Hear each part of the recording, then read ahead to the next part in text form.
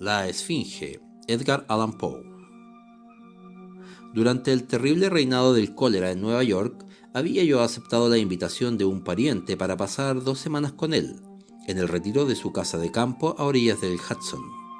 Teníamos allí a nuestro alrededor todos los recursos ordinarios de las diversiones veraniegas y vagando por los bosques tomando apuntes, paseando en bote, pescando, bañándonos, dedicándonos a la música o a la lectura, hubiéramos podido pasar el tiempo bastante entretenidos sin las pavorosas noticias que todas las mañanas nos llegaban de la populosa ciudad.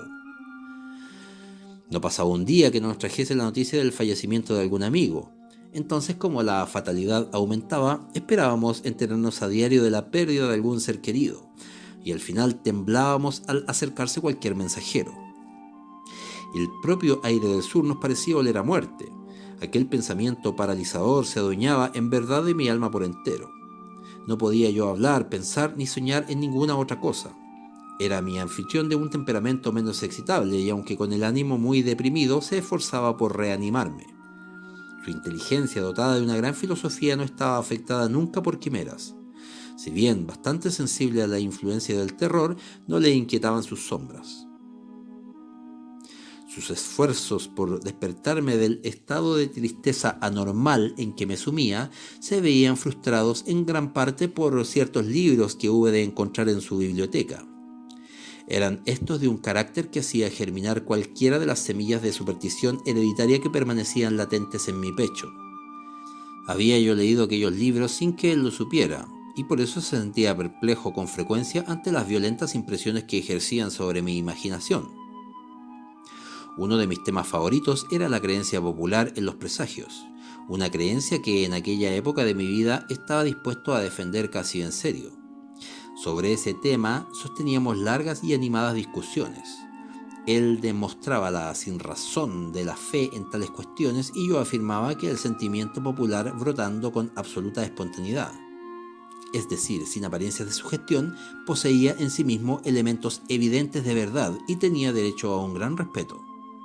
El hecho es que, al poco tiempo de mi llegada a la quinta, me sucedió allí un incidente tan de todo punto inexplicable y con un carácter tan portentoso que se podía disculpar el que yo lo considerase como un presagio.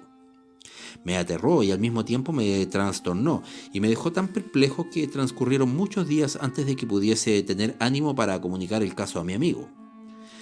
Casi al anochecer de un día sumamente caluroso, estaba yo sentado con un libro en la mano ante la ventana abierta, alcanzando un lejano panorama de las orillas del río, una vista de una montaña distante cuya superficie cercana a mi posición estaba desprovista, por eso que se llama un derrumbamiento de la parte principal de sus árboles. Mis pensamientos habían vagado despacio desde el libro que tenía delante a la tristeza y desolación de la vecina ciudad. Al levantar mis ojos de la página, cayeron sobre la superficie desnuda de la montaña y sobre un objeto, sobre un monstruo viviente de la horrorosa conformación que se abrió camino rápidamente desde la cumbre hacia la parte inferior, desapareciendo al cabo de la espesa selva de abajo. Cuando aquel ser se mostró primero a mi vista, dudé de mi propia razón, o al menos de la evidencia de mis propios ojos, y pasaron muchos minutos antes de que pudiese convencerme a mí mismo de que no estaba loco ni soñaba. Sin embargo, al describir al monstruo, que vi con claridad y que vigilé con toda tranquilidad durante el tiempo de su avance, temo que mis lectores encuentren mayor dificultad en quedar convencido de esos puntos que la que encontré yo mismo. Estimando el tamaño del ser en comparación con el diámetro de los grandes árboles cerca de los cuales pasaba, aquellos pocos y colosales de la selva que habían escapado a la furia del desplome de la tierra, deduje que era mayor que cualquier barco de línea en activo. Digo barco de línea porque la forma del monstruo sugería esa idea. El casco de uno de nuestros 74 puede dar una noción muy probable de su contorno general. Estaba a la boca del animal al extremo de una trompa de unos 70 o 60 pies de largo, con el grosor de la de un elefante ordinario. Cerca del arranque de esta trompa tenía una inmensa cantidad de pelos negros e hirsutos, más de los que puede tener el pelaje de una manada de búfalos, y proyectándose desde estos pelos hacia abajo y hacia los lados salían dos fulgurantes colmillos parecidos a los del jabalí, pero de un tamaño infinitamente mayor. Extendidas hacia adelante, paralelas a la trompa, ostentaba a cada lado una gigantesca asta de 30 o 40 pies de largo, al parecer de puro cristal y en forma de prisma perfecto, que reflejaba de la manera más magnífica los rayos del sol poniente. El tronco estaba conformado como una cuña con la punta hacia tierra.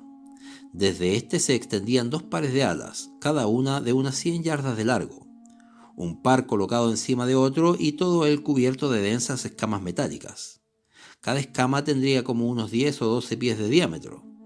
Observé que los pares superiores e inferiores de alas estaban unidos por una fuerte cadena, pero la principal singularidad de aquella horrible bestia era la imagen de una calavera que cubría casi toda la superficie de su pecho y que estaba trazada con exactitud en un blanco o deslumbrador sobre el color terroso del cuerpo, como si hubiese sido cuidadosamente dibujada por un artista.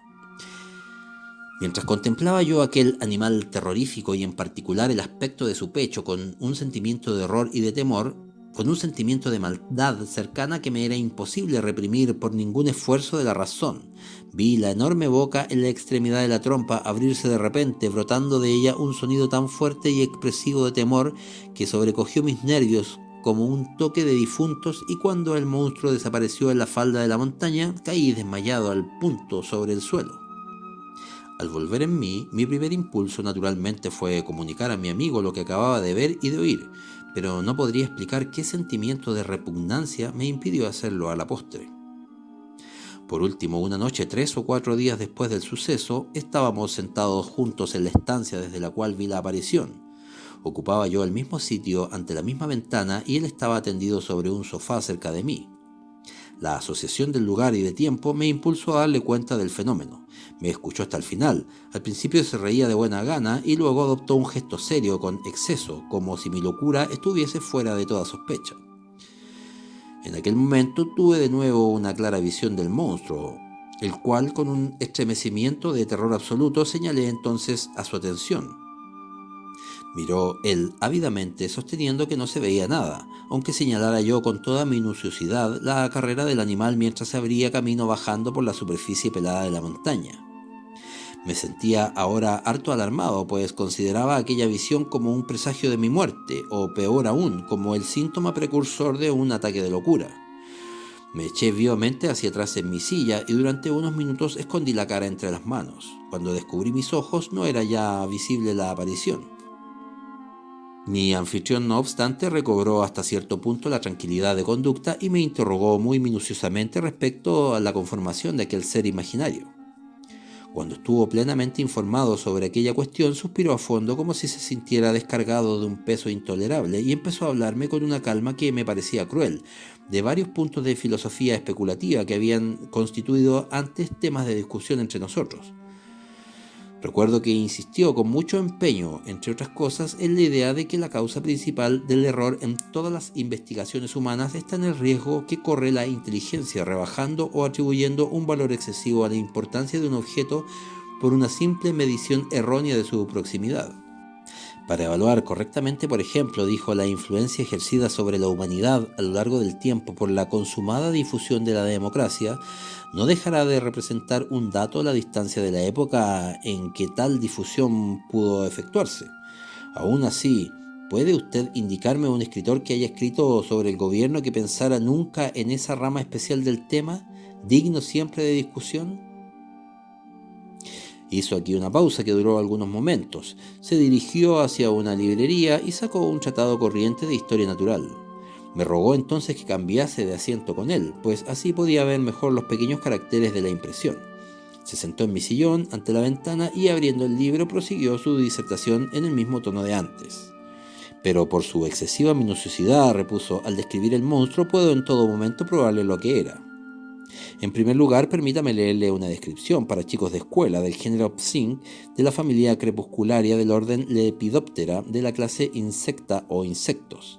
La descripción dice así: 4 alas membranosas cubiertas de pequeñas escamas coloreadas, de aspecto metálico, boca formando una trompa enrollada debida a una prolongación de la quijada, sobre cuyos lados se encuentran rudimentos de palpos vellosos.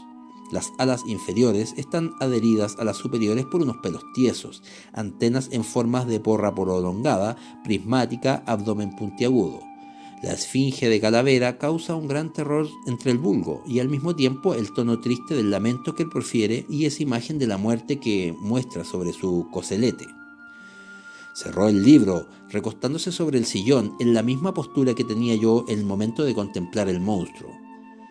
«Ah, ese era», exclamó luego. «Ese era subiendo por la superficie de la montaña, y admito que se trata de un ser de aspecto muy notable. Con todo, no era en modo alguno tan grande ni estaba tan distante como usted imaginó, porque el hecho es que cuando serpeaba subiendo por ese hilo que una araña había tejido a través del marco de la ventana, tendría el 16avo de una pulgada de longitud máxima y estaría a una distancia también de un 16avo de pulgada de su pupila».